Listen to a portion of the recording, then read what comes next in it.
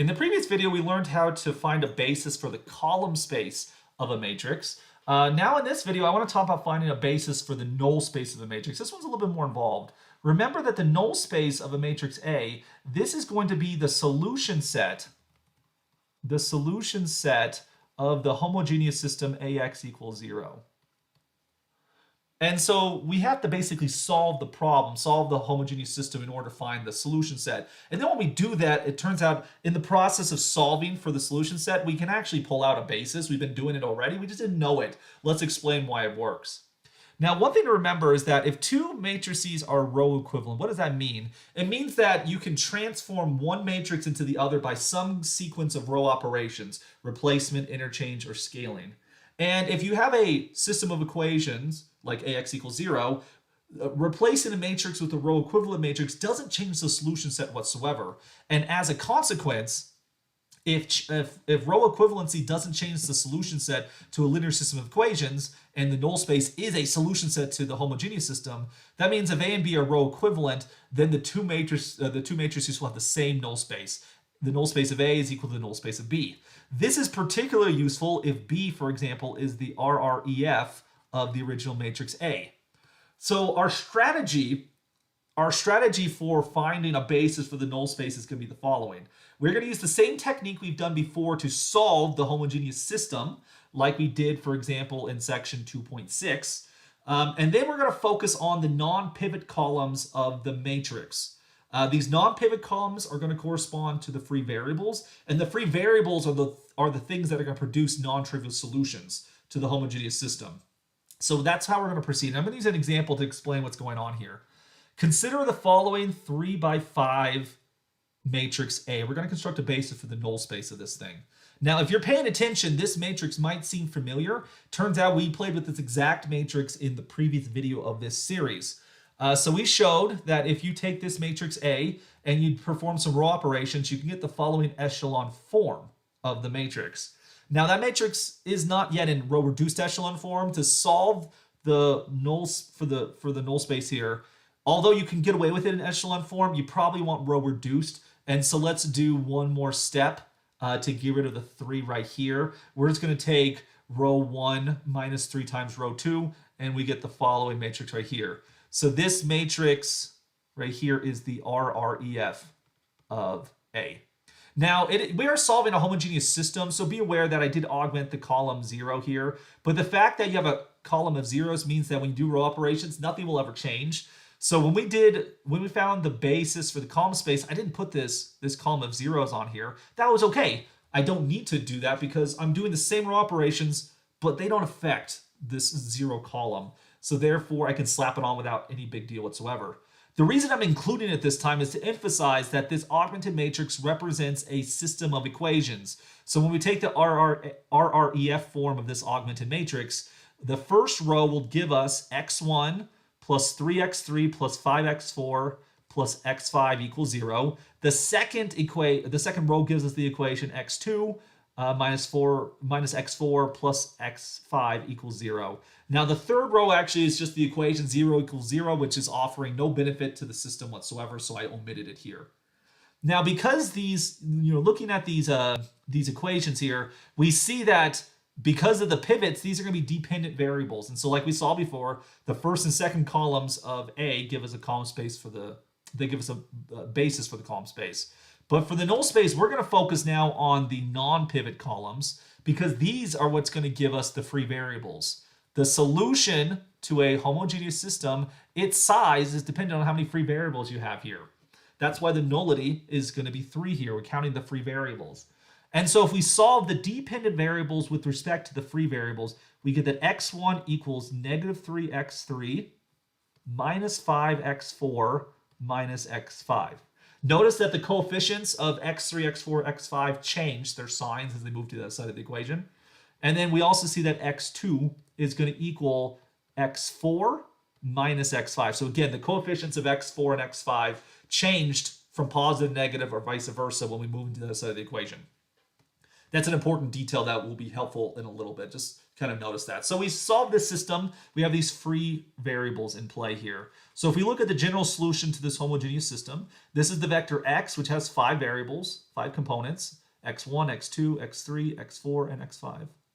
Now, what we've learned here is the following. Well, x3 is a free variable, so it can be whatever it wants. And, same thing with x4 and x5. They're just like queen, whatever I want to be. X1 and x2, on the other hand, they're dependent variables. And so we have to use these assignments from above. x1 will be negative 3x3 minus 5x4 minus x5. And x2 is given as x4 minus x5. So this is the general solution. But this general solution, I could decompose it into smaller vectors. That is, I could kind of rip it apart into 3 vectors correspondent to the three free variables. That sounds like a Dr. Seuss thing right there. I can't even say it. 3 free variables. I need to go read Fox and Socks tonight, I think, to my kids to practice this for the next lecture. So if you take the first vector associated to x3. So look at those terms in this vector that involve an x3 like so. So we get the vector negative 3x3, 0. The second one didn't have any x3s in it. We had an x3, and then the last 2 didn't have any x3s in it. The next one, we're going to have a vector for x4, which there are a few of those inside the vector right here. So the next one would look like negative 5x4, x4, 0, x4, and 0. And then lastly, we're going to do a third vector for x5. We're going to do this for each of the free variables, x5, x5, x5, like so. So make sure you grab all of those. This is going to give us negative x5, 0, 0, and x5. So we separate our general solution into a sum of 3 vectors dependent on the 3 free variables. Ooh, see, I practiced that one. And so for each of the free variable vectors, factor out the free variables. So for the first one, you can take on an x3, and this gives us negative 3, 0, 1, 0, 0, like so. For the next one, you're going to take out the x4, and that leaves behind a negative 5, a 1, a 0, a 1, and a 0. And then for the last one, take out the x5, and that gives you negative 1, 0, 0, and 1. And so for clarification, well, maybe just simplification, let's call this first one U, this second one V, and this third one W. I think that's the alphabet. And so what we now see is that this right here, we're saying that X is just the combination x3 times U plus x4 times V plus x5 times W. And since x3, 4, and 5 are free variables, we can choose them whatever we want. X will be a linear combination of these 3 variables right here. And as X was the general solution, this then gives us that the null space of A is equal to the span of these 3 variables, U, V, and W. And that agrees with what we said earlier. The nullity of the matrix is how many free variables are in the system. We counted there was 3, and therefore it should be we should be able to span it using 3 independent variables, 3 independent vectors, I should say. And we have in fact our 3 vectors. But how do we know they're independent? Look at these 3 vectors, and I'm going to make the following kind of argument. If we look at just the third position right here, you'll notice that every other vector has a 0 there. And so if this thing is going to combine to give me an x3 somehow, I basically got to force x3 to be this coefficient because no one else is going to contribute to the third component. So there's no way that this thing could add up to be 0 without this coefficient being 0. Not going to happen. And same thing for the other ones, right? If we focus on the 4th entry, notice here that in the 4th component, V has a 1, U and W have a 0. If this were to add up to be the 0 vector, it would basically force that this coefficient would have to be 0. And again, same thing for the 5th component as well. The 5th one, W, that is, the 5th component of W has a 1.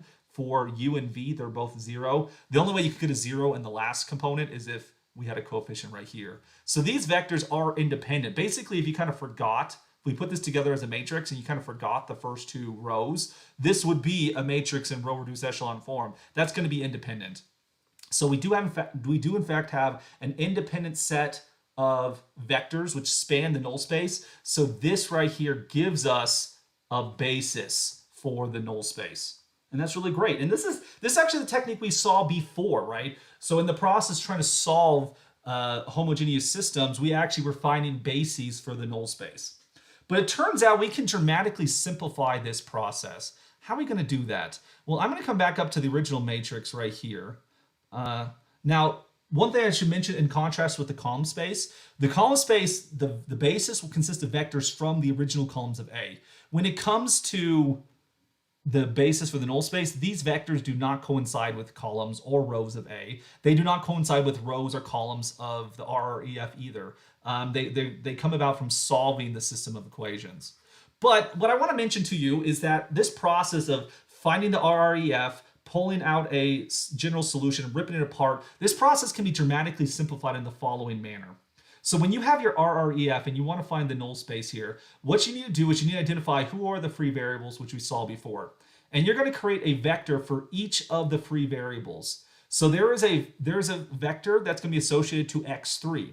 So what you're going to do is that you're going to just put a little asterisk right here in those positions that are correspondent to pivot positions. And then for the free variables, you're either going to put a 1 or a 0, depending upon, are we at x3? You put a 1 in the 3 spot, you put 0 and 4 and 5.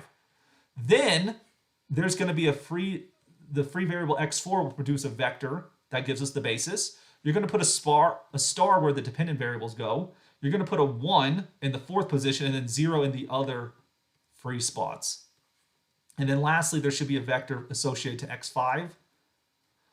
You're going to put a 1 in the 5th position, 0 in the indices that correspond to the other free variables, and then put asterisk, just these little stars, in the 1 and 2 spot. Reason we put stars for 1 and 2 is that for 1 and 2, those were the dependent variables, so it depends on which of these variables we're looking at. So you start off with these 1s and 0s. Okay. Now what you're going to do is you're going to fill in these stars. So let's look at the first row here. These stars are going to coincide by looking at the first pivot row. So we know that x1 is a dependent variable because there's a pivot position in the first column. But then associated to that first column, there's a pivot row. We're going to read off the numbers in this pivot row corresponding to it. So if we look at the first row, notice in the 3 spot, you have a 3. And so I'm going to record a -3 right here. In the 4th column, we have a 5. I'm going to write a -5 right here. And then here in the 5th column, we have a 1. I'm going to write a -1 right here. So we're going to write down the numbers we see in this first column, and this first row, excuse me, based upon which variable is it connected to. Now you might wonder, why did you do a -3 as opposed to a +3? Remember what I mentioned earlier, that when you move the 3x3 to the other side of the equation becomes negative. That is what we're incorporating right here. So as you go from the matrix to the vector, it's like you're moving the variable to the other side of the equation. It switches its signs. How about x2? How about x2 here? So you look at the second row. You can ignore the pivot columns, but we look at the second pivot row. So in the 3 spot, you get a 0, so we get -0, which is still 0.